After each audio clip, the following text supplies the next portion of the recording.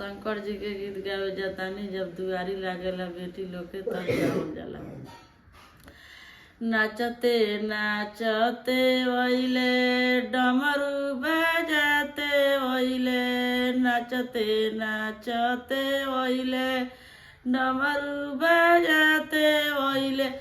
अरे मैया गइले गौरा के बारात हो बसावा चढ़ के भोला ओइले ना।